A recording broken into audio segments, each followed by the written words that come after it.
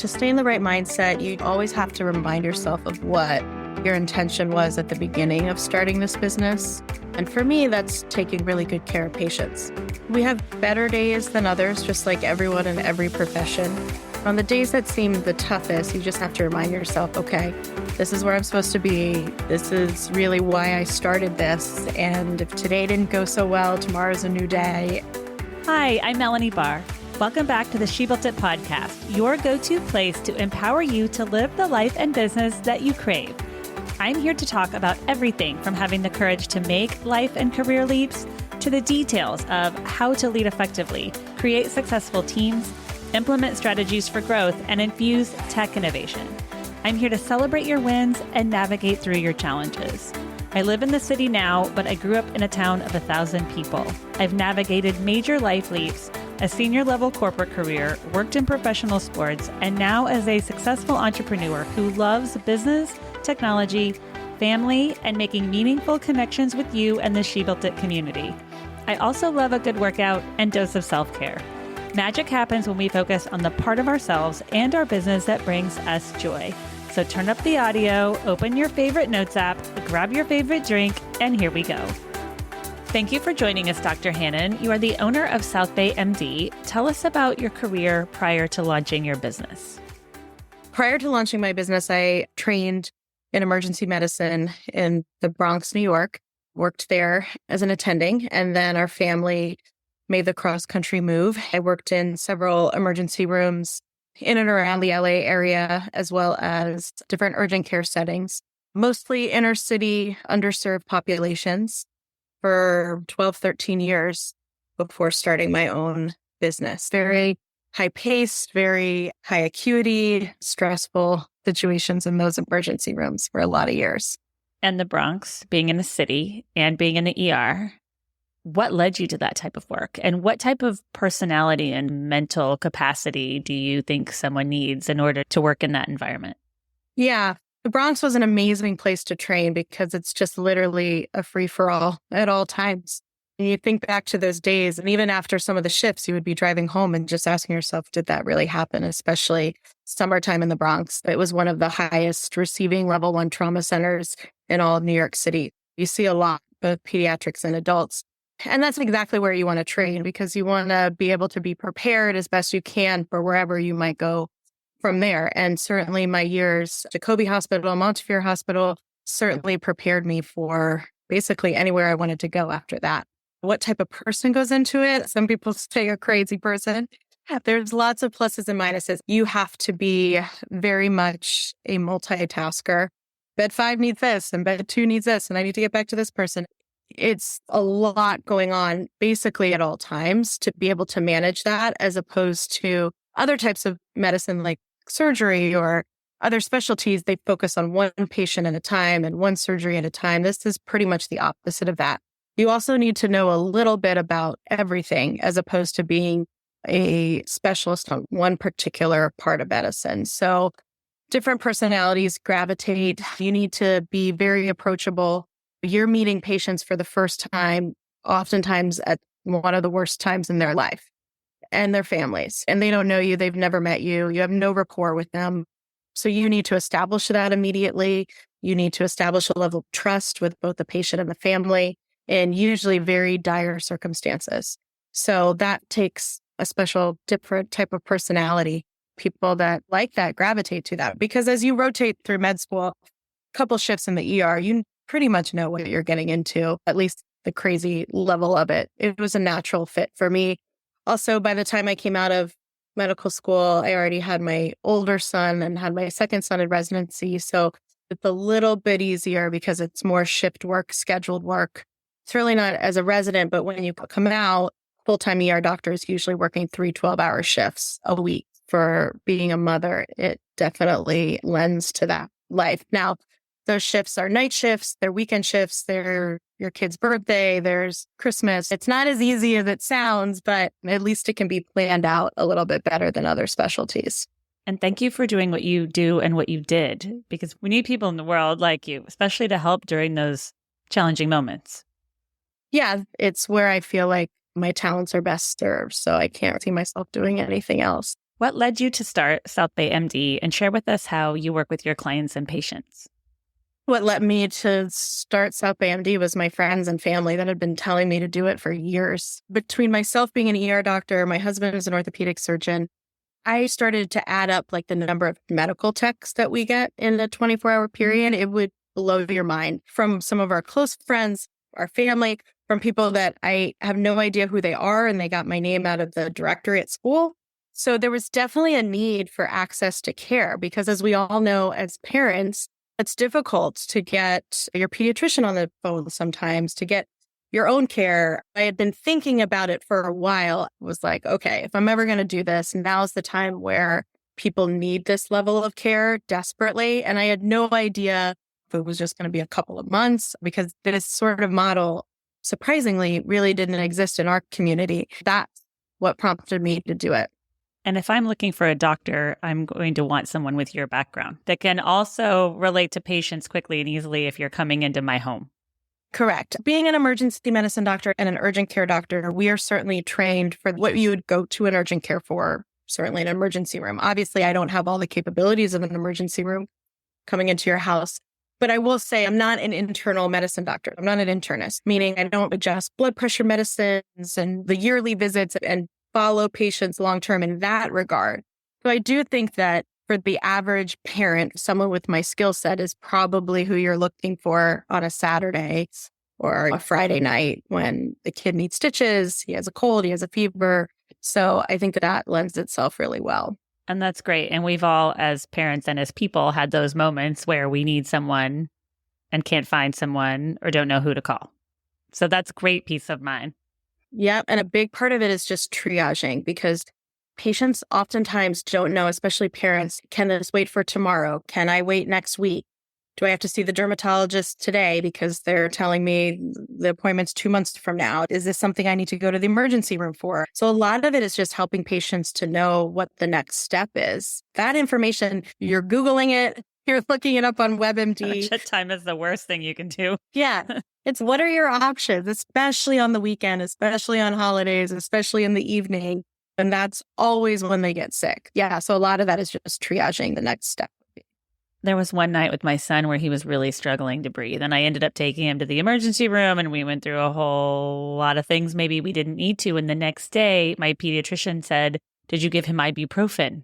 And I thought, that would be the last thing that I would think. I didn't know that it would relax his airways. But then after that, when he would struggle to breathe when he was younger, I'd give him ibuprofen and it would help. But as a parent, without that advice given to you before, you don't know those things. And maybe a call to you, you would have said that and that would have helped him and it would have saved a trip to the emergency room. Yeah, that's our goal. And then the flip side is sometimes parents think that they're overreacting. I had a kid recently that I went and saw and I took one look at him and it's like, you need to go to the ER right now. And so sometimes you just don't know. We all know different kids that we have act differently and respond differently. And so sometimes it's hard, even with my own kids, to figure out what the next best step is. So that's where we come in. As it relates to our overall health, and I know we're all different, what is one piece of advice that you can give us for our physical and our mental health? I think the best piece of advice that we hear all the time is to prioritize ourselves and to try to get the workout in. It might be 5:30 in the morning and we're not exactly morning people, but try to carve out that 45 minutes to an hour. Not only is it better for your overall health, but usually you're in a better space mentally to tackle all the things that come up during the day. It's really important. It's really important for your kids to see that you're doing that and to see that's a priority for you.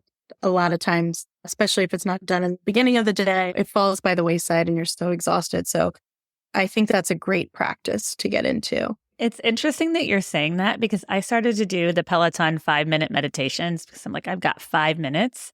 And then just in the last couple of days, I kept telling myself, I'm going to take time to myself in the afternoon. And by the time the kids got home, I didn't do that. Or I'm going to work out in the night. And by the time we go to sports and all the things, I don't do it. So I've shifted everything. I'm like, okay, my priority at night is going to be to go to sleep because I'm a night person. I really want to stay up because I'm just awake, but I'm shifting that to I'm going to do my 5-minute meditation in the morning at 6:15, and then I'm going to do 15 minutes of weights, and then I'm going to go into the whole morning routine at 6:45. So it's hard, but I feel better when I do it. I know. And once you get into that routine, like it gets easier and easier. The hardest step is starting it. But I do think that's so important for all of us. It's so true. When the alarm goes off at 5:45 and then I'm frustrated to get up, I'm like, you know what? I need to be patient because this is a shift. I want to stay up late and it's just going to take a while for me to get up and get going in the morning. Yeah. Mindset when running a business is so important. What do you do as a doctor and business owner to stay in the right mindset? To stay in the right mindset, you always have to remind yourself of what your intention was at the beginning of starting this business. And for me, that's taking really good care of patients. We have better days than others, just like everyone in every profession.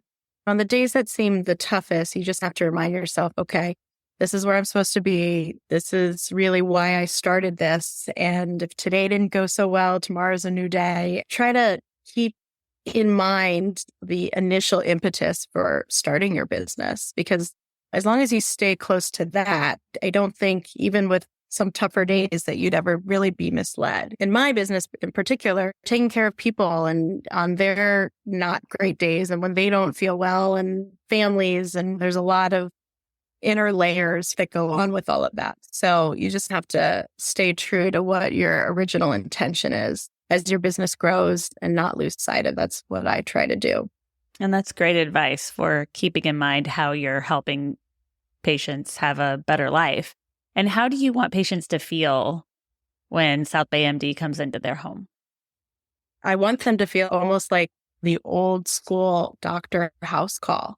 I know all of my patients. I know all of their families. I see them at the grocery store. There's a level of trust that being a part of a community brings to that. And so I want them to feel very well taken care of, that I always have their best intention in mind, both for adults and their children. And sometimes I take care of the grandparents, aunts, uncles, the whole scene. And that's how it used to be, I'm told, before a generation before us, where the town doctor came into your house, you knew him, usually it was a him. There was just this always level of trust. I took care of she was in her 90s. This was about a month ago, and she was blown away. When she was young, this is what she had, and this is what she was used to. And she was like, I can't believe this is coming back. What you're doing is so smart, especially at a time when it's becoming harder to get in touch with doctors because everyone's joining such larger corporate type practices. And so I think people are craving what you're starting, and it's so smart. Thank you. I think that there's definitely a need there. By coming into someone's home, it's a different level of closeness. I certainly do home visits a lot, but we also do video and phone for people that don't live in this immediate area. But there's a level of someone meeting you in your home or on a video or taking the time, even if you did the exact same thing from a medicine standpoint as you did in an office, it feels different. So I've been pleasantly surprised. What do you think is the most important element as it relates to leadership when growing a business? That goes back to what we just spoke about. I think as a leader, you need to keep what your original intention for starting the business at the forefront of the other people that you lead. And sure, it might change over time, but I've been part of medical practices where that has been lost and it gets bigger. And now all of a sudden you're at a point where you can't even recognize where you started. And you actually started for all the right reasons, but then it's expand and grow and exponential growth to the point where it's just too fast and too much that you even forget what your original goals were. And so I think as a leader, you constantly have to remind people what the company is and what you stand for and what your goals are. And as you expand, you have to share that intention with the people that come on board. And that's so true. And I think it relates to other corporate businesses as well. Customer service, chatbots and everything are great until you actually need a real person. And so I love this conversation because I always thought we'd swing in one direction, but at a certain point, we'd have to swing back the other way because we are still human beings. And that's a good point to make. This industry, and this is some of the problems that I've had in previous places that I work, it's not just about the bottom line. Some industries it is. When you're talking about humans and healthcare, it's not. Believe me, I know it's a business and you got to pay the rent. I get that. But there is a way to do it such that you don't have to sacrifice good patient care for the bottom line. And medicine is becoming bought up and more corporate and run by corporations and business entities. And a lot of times they lose sight of what your business actually is, and that is taking care of people. So it's not the same as many other industries that they might have led and been involved in the past. What do you see for the future of South Bay MD? The future is to expand and to bring on other physicians and expand the territory of in-home consults. I definitely see that happening. You have to pick the right people because it is your baby and you want to keep the level of the standard up.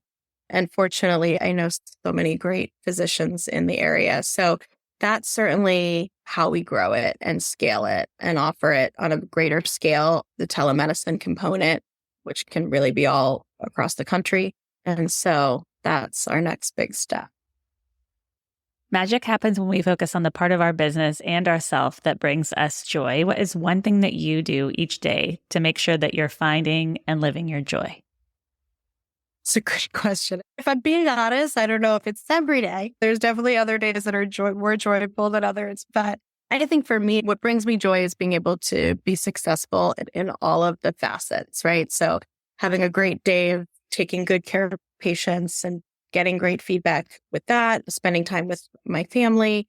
And also a big part of my life is I like to do service and expand outward. And so when I'm able to bring my talent outside of my business and even outside of my family to help others, that really brings me joy. You can have it all as long as you prioritize what it all is. Right now, my house is a mess. I can't have it all. That's not as important as the other areas that we can excel in. So that's what I try to do, hopefully on a daily basis, but definitely on a regular basis.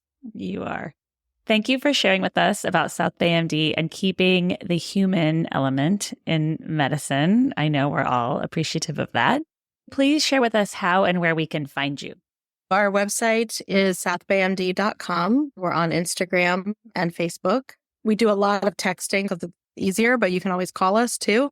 And all of the contact information is on the website. So that's probably the fastest way, southbaymd.com. Thank you for joining us today. I'd love to hear from you. Reach out to me at hello@shebuiltit.com on our She Built It website or at She Built It on social. Thank you to my editor, Rich Streffolino, who always makes us sound good. Until next time, let nothing stop you from experiencing the life and business that you crave.